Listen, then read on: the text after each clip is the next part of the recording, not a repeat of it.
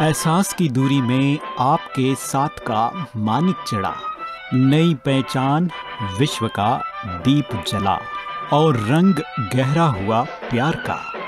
ये है सप्तरंग। जी हाँ, रेडियो शिवनेरी लेकर रहा है आपके लिए कार्यक्रम सप्तरंग प्यार का।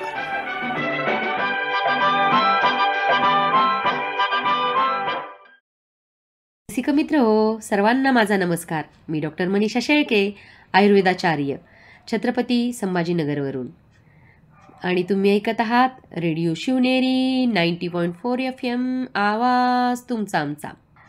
तर आज आपण एक महत्त्वाचा टॉपिक बघूया की आहार हा जीवनाचा अविभाज्य घटक आहे आणि शाकाहार हा किती महत्त्वाचा आहे। त्यामुळे शाकाहारी बना, मांसाहार टाळा। तर निरोगी जीवन ही संपत्ती आहे। निरोगी जीवन निर्माण करणे अथवा न करणे हे आपल्याच हातात आहे। आपण आपल्यासाठी उत्तम वैद्य आहोत। आपणच समजू शकतो की आपल्यासाठी कोणते अन्न चांगले आहे किंवा कोणते चांगले नाहीये, ज्यामध्ये आपल्या शरीराला सहकार्य मिळून आपले चांगले आरोग्य जतन करू शकतो। आपण जे अन्न घेतो त्याविषयी जागरूकता ठेवली पाहिजे। अन्न हे आपल्या शरीरासाठी औषध आहे। सध्याच्या काळात काही अन्न घटकांची आवश्यकता नसते किंवा फार थोड्या प्रमाणात ते खायला हवे, पण आपण सध्या खाण्यासाठी खरं तर जगायला हवे, जगण्यासाठी खायला हवे, पण आपण जिभेचे चोचले पुरवण्यासाठी आणि चवीसाठीच जास्त खात आहोत। आणि आपल्याला माहिती आहे, जर आपण आहार हा औषधासारखा खायला हवा आणि तो जर नाही खाल्ला तर औषधं आपल्याला आहारासारखी खावी लागतात। म्हणून सात्विक, शुद्ध, मोजके आणि कमी प्रमाणामध्ये आहार घ्यायला हवा।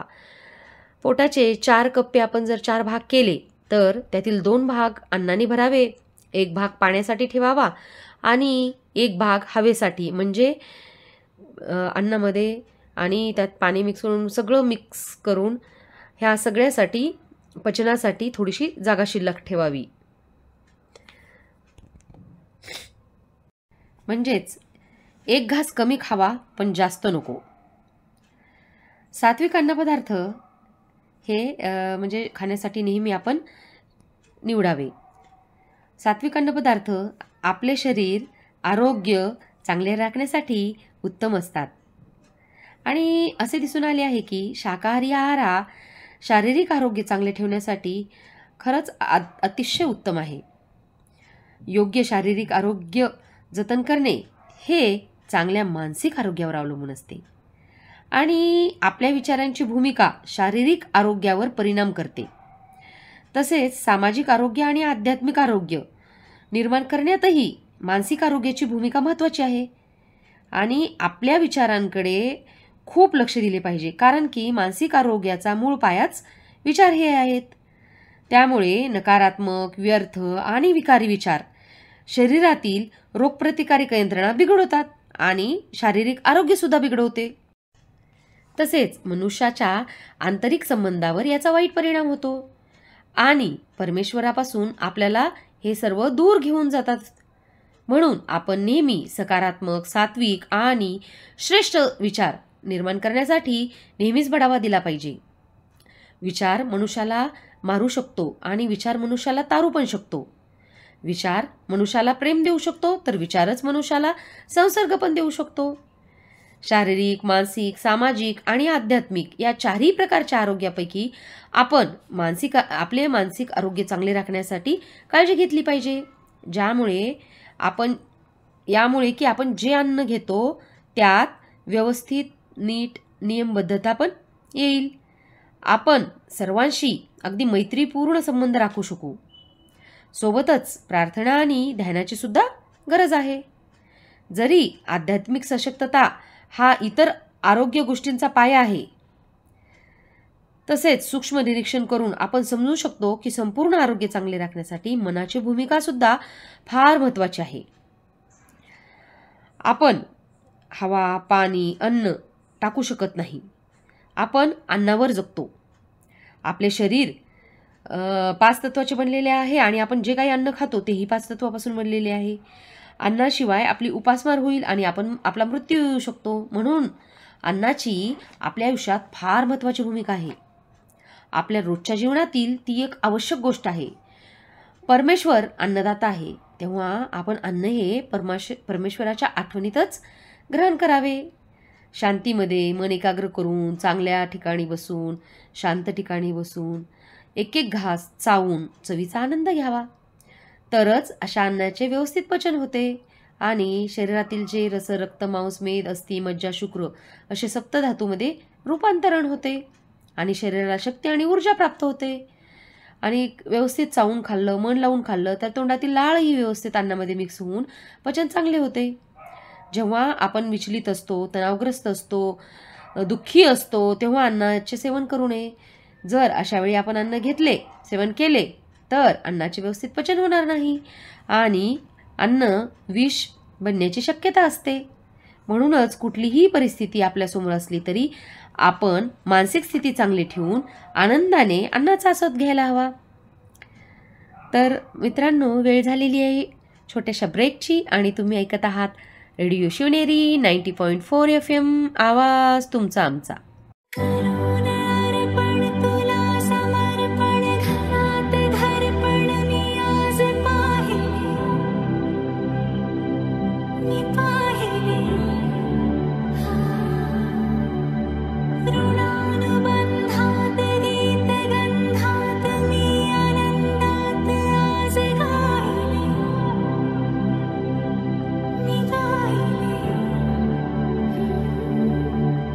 दिस वाटे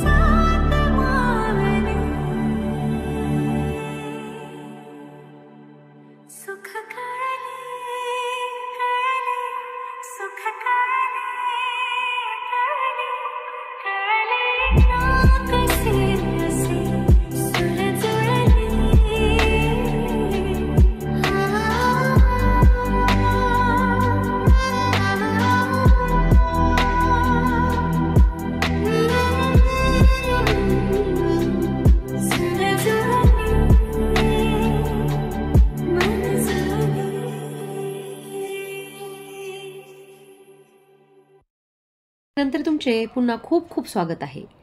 तुम्ही ऐकत आहात रेडिओ शिवनेरी 90.4 FM, आवाज तुमचा आमचा. मी डॉक्टर मनीषा. तर आहाराचा हा माणसाच्या वागणुकीवर होणारा प्रभाव याविषयी माहिती देणारे अनेक शास्त्रीय कागदपत्रे आता वैद्यकीय पत्रिकेत सुद्धा आढळतात. हिंसकपणा, जुलमीपणा यांचा संबंध मनुष्याच्या आहाराशी आहे. असे दिसून आले की आहार सेवनानंतर तंत्रलहरी निर्माण होऊन मेंदूत आवेश निर्माण करतात.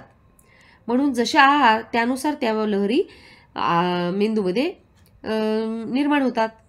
त्यामुळे काही स्वस्थकारक आहारच घेतला पाहिजे आणि अस्वस्थकारक आहार हा टाळायला हवा. प्राणीजन्य आहार वागणुकीत हिंसकपणा निर्माण करतो. लोकांमधील आणि विद्यार्थ्यातील हिंसकतेचे वाढते प्रमाण तसेच विनाशकारक वृत्ती या देशात अराजकता वाढण्याचा महत्त्वाचा भाग आहे. मानसशास्त्रांकडे दुर्लक्ष केले तर आपत्तिजनक स्थिती निर्माण होईल. भारत ही अहिंसेची भूमी आहे. परंपरेनुसार लोक शाकाहारी आहेत. अलीकडच्या काळातच आपल्याकडील काही लोकांनी मांस आणि अंडी खाणे सुरू केले आहे. काही चुकीच्या समजुतीमुळे मांस खाणे आरोग्यदायी आहे असे म्हणतात. पण शाकाहारी राहणे हे फक्त आरोग्याच्या पोषणाच्या संदर्भात महत्त्वाचे नाही, तर आध्यात्मिकदृष्ट्या, नैतिकतेनुसार, सहानुभूतीच्या दृष्टीने आणि आर्थिकदृष्ट्याही महत्त्वाचे आहे. मांसाहारातील विषारी द्रव्ये शरीरावर, मनावर आणि मनुष्याच्या इतर इंद्रियावर वाईट दुष्परिणाम करतात. असा युक्तिवाद केला जातो की मांस आणि अंड्यात फार प्रोटीन्स असतात. परंतु आपल्या यंत्रणेकरता एवढे एकत्रित प्रोटीन आवश्यक नसतातच. सोयाबीन, अक्रोड, सुकामेवा, तसेच सर्व प्रकारच्या डाळीमध्ये तर मॅक्झिमम प्रोटीन्स असतात, कॅल्शियम असतो, फायबर सुद्धा असतं. प्राणिज पदार्थ आपल्या आतड्यासाठी नाहीत बनलेले. निसर्गाने मानवाला खास शाकाहारी बनवलेले आहे आणि जो गैरसमज आहे ना तो दूर करणं आवश्यक आहे. की बऱ्याच लोकांना असं वाटतंय की शाकाहारी लोकांना पुरेसा आहार मिळत नाही, पोषण तत्वे त्यांच्यामध्ये कमी असतात आणि जर त्यांनी मांस सेवन केले नाही तर ते त्यांच्यात शक्ती राहणार नाही. पण हे अतिशय चुकीचे आहे. कारण हे सिद्ध झाले आहे की लोक शाकाहारावरच जास्त जिवंत राहू शकतात. आणि असे निदान केले आहे की सर्वांनी शाकाहार सेवन केला तरी देखील आत्ताच्या अन्नाचे साठे जे आहेत ते जगातील लोकसंख्येच्या 3 पट आहेत आणि एवढ्या लोकसंख्येला पुरेल इतके अन्न आहे. बऱ्याच जणांना असे वाटते की म्हणजे आपल्याकडे अन्नधान्याचं कमी असल्यामुळे मांसाहार केला तर ते त्याची कमतरता भरून काढते, परंतु तसे नाही आहे. आपल्याकडे अन्नधान्य भरपूर आहे. मग आता सगळ्यात महत्त्वाचा प्रश्न येतो तो जागतिक शांततेचा. याच्यासाठी विविध परिषदा भरवल्या जातात. जागतिक शांततेसाठी पूर्ण जग कार्यरत आहे आणि ती सध्या महत्त्वाची समस्या असते. त्याच्यावर कॉन्फरन्सेस होतात. पण आपण साध्या छोट्या या गोष्टीकडे लक्ष द्यायला हवे ते जे की महत्त्वपूर्ण आहे ते म्हणजे आपण सेवन करणारा आहार. आणि या शांततेसाठी किंवा मनुष्याच्या प्रगतीसाठी आणि आता जागतिक शांततेसाठी सगळेजण कार्यरत आहेत, प्रयत्न करत आहेत आणि ती मिळवण्यासाठी संपूर्ण जग प्रयत्न करत आहे. संपूर्ण जगात आतंकवाद आणि हिंसा पसरलेली आहे आणि ती फक्त माणसाच्या वृत्तीमुळे जे मांसाहाराचे फलित आहे. आपल्याला प्राण्यांचे जीवन घेण्याचा अधिकार नाही. जर आपण प्राण्यांना जीवन परत देऊ शकत नाही तर घेऊ तरी कसे शकतो. आपल्याला माहीत आहे जसे धन तसे अन्न आणि जसे अन्न तसे मन आणि जसे मन तसे तन. अशुद्ध पैसा हा अशुद्ध मनातून येतो.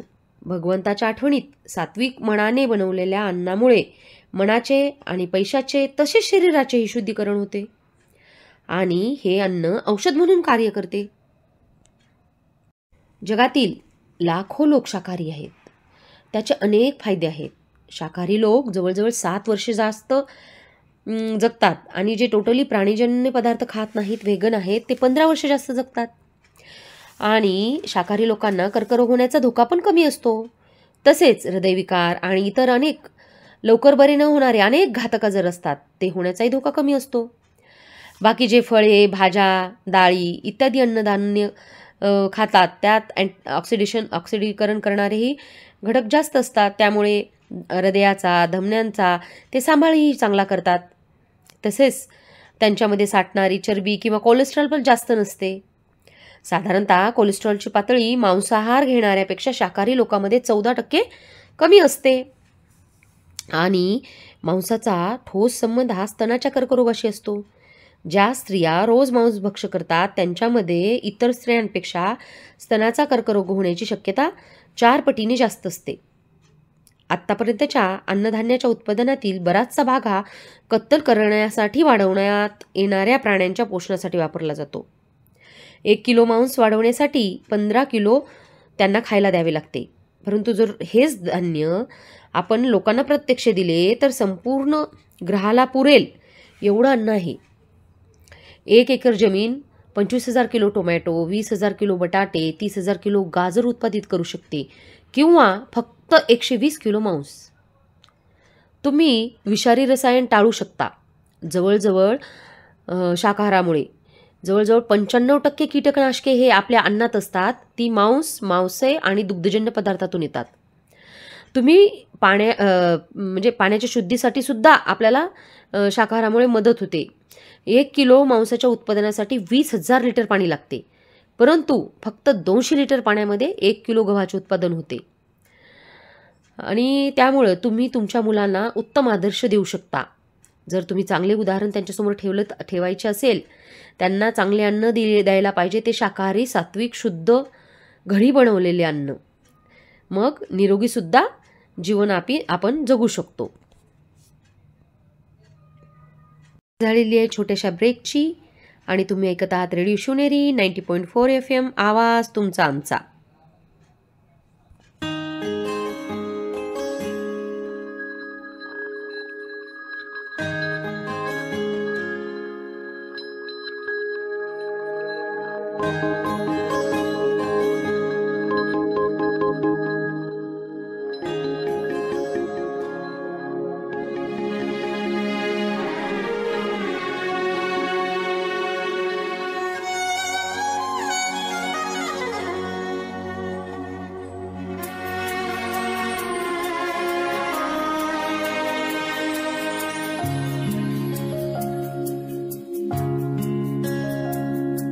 कितीदा नव्याने तुला आठवावे, डोळ्यातले पाणी नव्याने वहावे. कितीदा नव्याने तुला आठवावे, डोळ्यातले पाणी नव्याने वहावे. कितीदा नव्याने तुला आठवावे, डोळ्यातले पाणी नव्याने वहावे.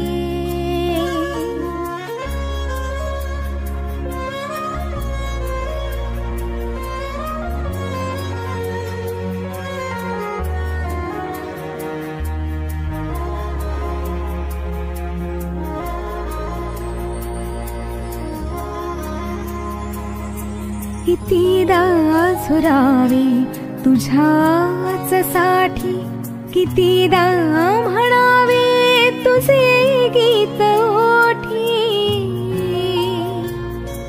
कितीदा झुरावे तुझ्याच साठी, कितीदा म्हणावे तुझे गीत ओठी.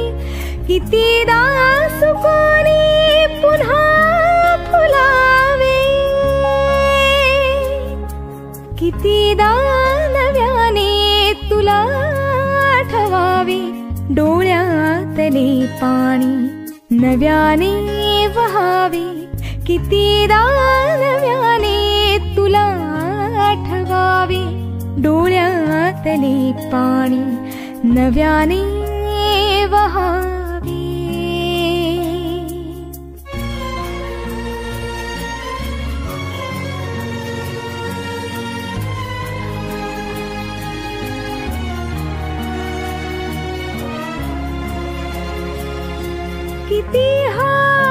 द्यावी तुझ्या मनाला, किती थांबवावे मी माझ्या दिलाला,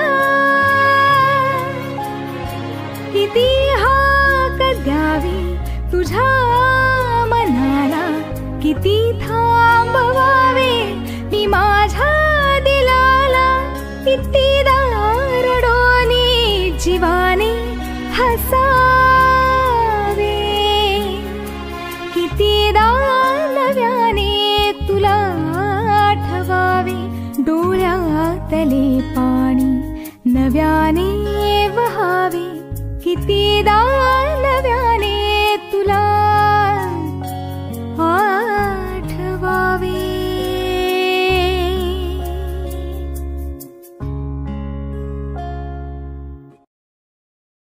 नंतर तुमचे पुन्हा खूप खूप स्वागत आहे. तुम्ही ऐकत आहात रेडिओ शिवनेरी 90.4 FM, आवाज तुमचा आमचा.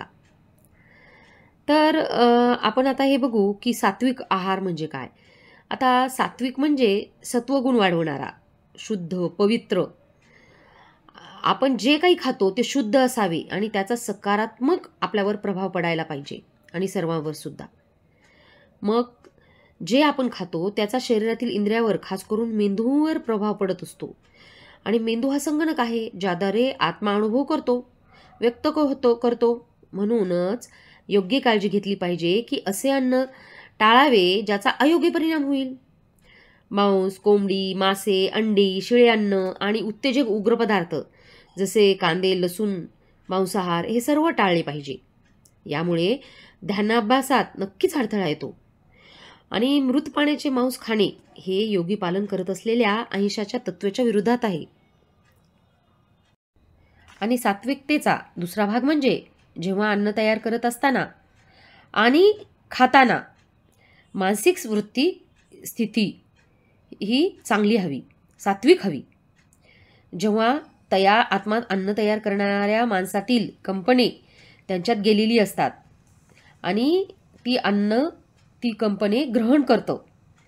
जेव्हा आपण कुठलंही अन्न बनवतो ते भगवंताच्या आठवणीमध्ये मन एकाग्र करून सगळं लक्ष त्या अन्नामध्ये देऊन त्यात परमात्म्याची किरणे, शक्ती उतरत आहे, गुण चांगली उतरत आहेत असा विचार करून मन शांत ठेवून एकाग्र चित्ताने आपण ते अन्न बनवलेले पाहिजे. जसे की आपण प्रसाद बनवतो त्या पद्धतीने रोजचे जेवण हे प्रसादाप्रमाणे बनले पाहिजे. आणि याच कारणास्तव राजयोगी तेच भोजन करतो जे स्वतः त्याच व्यक्तीने बनवलेलं असतं स्वतः, किंवा जे पवित्रतेचे अनुकरण करतात त्यांच्याच हातचे ते जेवण करतात. कारण की अन्नाचा हा प्रभाव मनावर होतो आणि पूर्ण आपण जे वागतो, बोलतो, बाकी सगळ्या गोष्टीवर हा आहाराचा परिणाम होत असतो. आणि अनुभवातून असे स्पष्ट झाले आहे की जसा आहार घेतो तसे मन बनते. आणि जर आहार उत्तेजक, उन्माद करणारा, कैफ आणणारा किंवा आपण क्रोध असताना बनवलेला असेल त्या पद्धतीने तसे ते व्हायब्रेशन किंवा ते गुण त्या अन्नात उतरतात आणि ते तसंच व्यक्ती बनत जातो. आणि अशा चुकीच्या आहारामुळे चारित्र्याचे सुद्धा पतन होते. त्यामुळे आहार हा फार काळजीपूर्वक निवडावा. आता आपण बघू तामसिक अन्न. उन्मादक, उष्ण, शिळे, उग्र, जड, खराब होत असलेले, ज्यांचे सहज पचन होत नाही, सुस्ती आणणारे, आळस वाढवणारे, तसेच दारू, सिगारेट ओढणे हे देखील याच प्रकारात येते. आता राजसिक अन्न. तिखट, मसालेदार, झणझणीत, रुची वाढवणारे, इंद्रियाच्या अधीन असतो तो अशा व्यक्ती राजसिक अन्न सेवन करतो. इंद्रियाची चंचलता वाढवणारे अन्न म्हणजे राजसिक अन्न.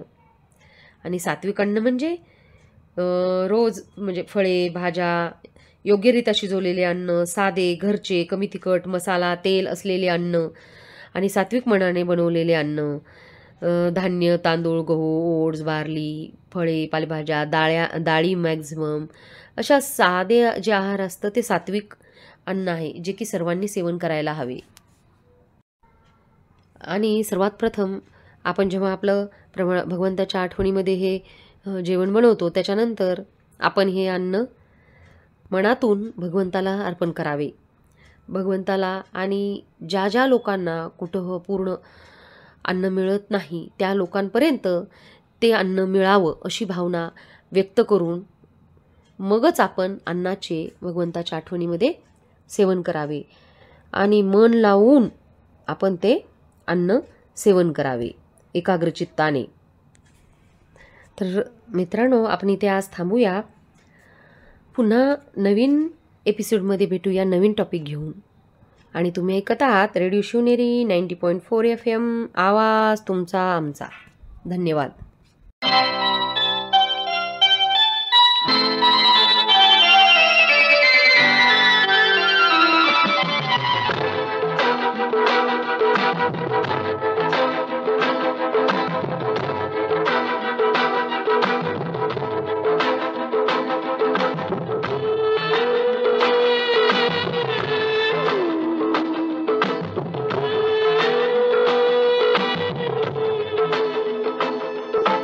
दृष्ट लागण्या जोगे सारे, गाल बोट ही कुठे नसे, जग दोघांचे असे रचुके, स्वर्गच्या पुढे फिका पडे, स्वर्गच्या पुढे फिका पडे.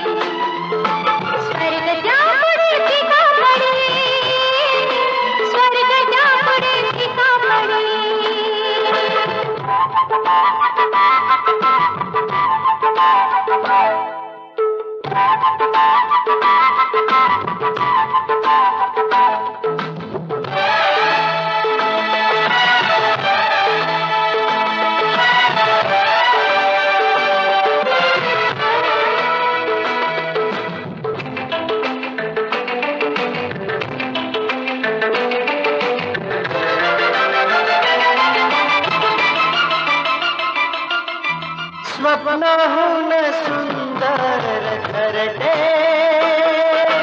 मनाहून आसेन मोठे,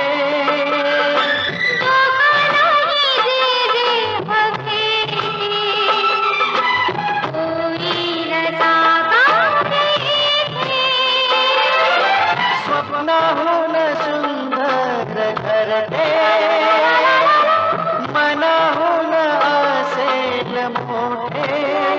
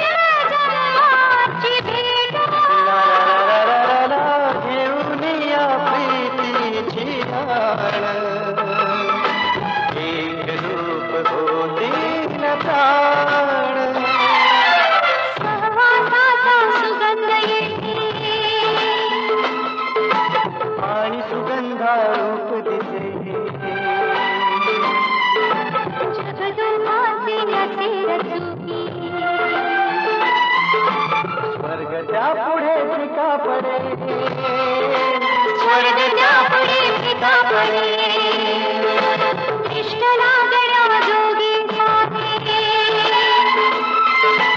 गाल बोट ही कुठे नसे,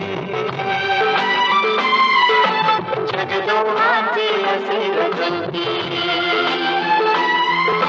स्वर्ग त्या पुढे फिका पडे, स्वर्ग त्या पुढे फिका पडे.